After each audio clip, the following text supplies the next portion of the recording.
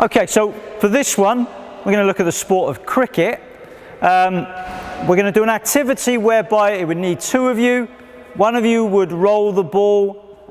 Once it's rolled beyond a certain point, the other person then is going to go out, retrieve it. They're going to pick it up. They're going to turn. They're going to throw it back. So we've got all different areas of fundamental movement covered. We've got locomotor in running.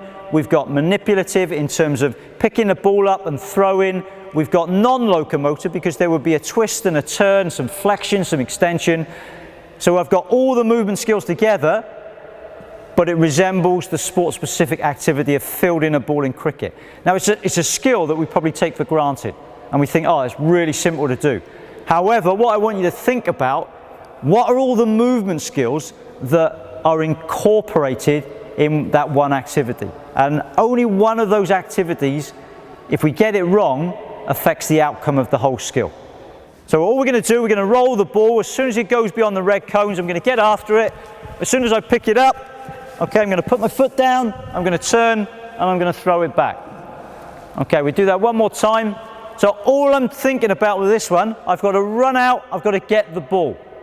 Once I've got to the ball, if the tennis ball was on the floor, what I would be teaching children is that they put their foot sort of down next to the ball. They're obviously going to lunge, they're going to bend the knee, they're going to bend to the hips, they're going to reach down to pick the ball up. So we've got all those movement skills in there. Once they've done that, they're going to pick the ball up, they're going to turn. So we've got turning at the hips, they're going to reach back. So we've got all those throwing skills we talked about in the previous week. They're going to reach back. They're going to obviously transfer the weight to the front foot, they're going to bring the, and then they're going to throw the ball. So you've got lots of different movement skills incorporated into one. So if we just do it one more time. So as soon as the ball gets out there, I'm going to run out, I'm going to get hold of it, reach down, pick it up, turn, throw. So I've got all of those movement skills together. Now what you'll see with young children, what they would tend to do, wherever the ball is, they're either going to run by the side of it, or they do this, or they will run around it, pick it up, and then throw it. The sport-specific activity requires that you get up level with the ball, you place your foot by the side of it, you reach down, so we're lunging, we're squatting, we're bending, you reach down to pick it up, you turn, all in one action, you transfer your weight forward, and then throw the ball. So you can see all of those activities are put together to resemble what would happen in a game of cricket. And it's a skill that we probably take quite for granted. It's a really, really complex skill. Okay, so we looked at retrieving the ball in cricket. If we look at the sport-specific skill of badminton now, and what I want you to think about now is the net shot in badminton. So all I'm going to do is recreate the example now. So if we imagine the red line is the net now. So if we look at the net shot in badminton, usually in a game of badminton, you start the middle of the court, you've got your racket up, you're in this sort of stance position with your feet, and you're waiting for the shuttle to come. So that you can either move to there, you can move backwards. Now with the game of badminton, it's all about side shuffling, it's about backpedaling, it's about lunging, it's about squatting. So those key functional movement skills that are really essential for every other activity. So if you imagine now the shuttle's come across, it's just dropping either side, this side of my net. I'm in the middle of the court, so what I've got to be able to do is I've got to be able to lunge to the front.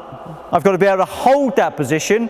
I've then got to be able to reach or extend my racket and be able to play the shot. Okay, and then from that position, I've got to be able to lunge back and back pedal. So the sport-specific skill of the net shot in badminton, again, it seems really simple, but from that activity there, you've got to be able to shuffle, lunge, reach, play the shot, back pedal to the middle of the court. And if you haven't got those key functional movements and fundamental movements, you're not going to be able to get to the front of the court quickly and recover to get to the middle of the court. And if you watch kids play badminton, if the shuttle's there, they're going to run to the court and then they're going to try and hit it. You don't need to do that. You're in the middle of the court, so from there, all you're going to do is quickly shuffle, lunge, play the shot, back pedal, ready into position to play the shot again. But again, it incorporates key movement skills to develop that activity. If you want to develop those skills, you don't necessarily have to develop it through playing badminton. You could use a beanbag, so that there could be two of you either side of a line, and all you're doing is simply throwing the beanbag. One person reaches to catch it and they throw it back. So it doesn't necessarily have to be the game of badminton. It can be with a tennis ball, it can be with a volleyball, a basketball, a beanbag. So all you're looking for kids to do is throw the beanbag over the net, you reach down, catch it, throw it back over the net for them to catch. So really simple. We just show you. So if that was the net, we imagine it's the net. I'm going to reach down, pick it up. It doesn't matter if it lands on the floor. I'm going to reach down, pick it up wherever it lands. Okay, and I'm going to lunge and catch it. Okay, so last one now. So we looked at badminton. Just going to look at volleyball now. So if you think of volleyball, great game for kids. It's a game that we don't play very well because we haven't got the fundamental movement skills to play it. And there's some key fundamental movement skills you need to play volleyball. You need manipulative skills, so striking an object. You need those sort of catching manipulative skills to get underneath the ball and set it. You need the striking skills and the digging skills. So there's a lot of manipulative skills in there, but there's some also key locomotor and non-locomotor skills. So shuffling, sidestep, back pedal, twisting and turning, pivoting. And it's putting all those movement skills together to get there, to get to the ball and to play the shot. There's some also key functional movement skills in there. The ability to lunge, to play a shot. The ability to squat, to set the ball. So in a game such as volleyball, it's putting all of those together to produce the movement or to produce the shot. So for example, if I was teaching the set shot, so the set shot in volleyball is you're supposed to get to wherever the ball is, squat, get your hands underneath the ball, elbows sort of in quite tight, form a sort of heart shape with your hands so that you can get underneath the ball, and then you're pushing the ball up with your hands or your fingertips. So you've got squatting, you've got movement skills to get there in the first place, you've got flexion, you've got extension, and then you've got recovery. So again, it incorporates lots of movement skills together. So I'll just give you an example. So wherever the ball is, okay Miguel, wherever it is, I've got to get there. So if you imagine I'm right at the back of the court, okay, I've got to move quickly to get there. I've got to squat, I've got to bend, flex, and then from there, I've got to be able to push. So if the ball's there, I've got to be able to push up and extend at the ankles, knees and hips, but I've got to use that throw-in or push-in movement as well. So hopefully you can see a simple skill in volleyball such as setting the ball. There's movement to get to wherever the ball is. I might have to side shuffle to get to wherever the ball is. I might have to back pedal.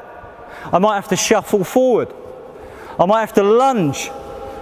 So there's key movement skills, and then you've got flexion, you've got extension, and then you've got that striking action of the ball at the end. But it's only if you can put all of those movement skills together sequentially and progressively that you can execute the skill right. If I just show you, if I don't get it right, okay, throw the ball up, Miguel. Okay, if I don't get there in time, the ball bounces on the floor because I haven't got the key locomotor skills to get into place. If I get there, okay, and I don't flex, I haven't got the ability to push the ball, and then if I get there too early and push up, the ball's going to go behind me. So I've got to make sure with those movement skills, I get there in time, but I get there at the correct time, I get in the correct position early enough to get underneath the ball, to flex, to keep my back straight, to squat, to get my hands in position, and then execute the shot correctly. Otherwise the ball's going to go over my head, it's going to go straight up in the air, or it's going to go to the side. Whereas I want it to go up above the net so my partner can come in and strike it or spike it to win the point. Okay, so hopefully it's demonstrated that in the sequential progression of movement skills, that lifelong physical fitness, lifelong physical activity, it doesn't just happen. As coaches and teachers, we play a massive part. We can contribute to that. But we've got to make sure that when we're doing our PE lessons, when we're doing our coaching lessons, our lesson plans, our curriculums, they follow a progressive pattern. And that's why in the primary school curriculum, they focus on Key Stage 1 and 2, fundamental movement skills. They go into Key Stage 3 and 4, it's building and developing fundamental movement skills into sport-specific skills. So there is some structure there.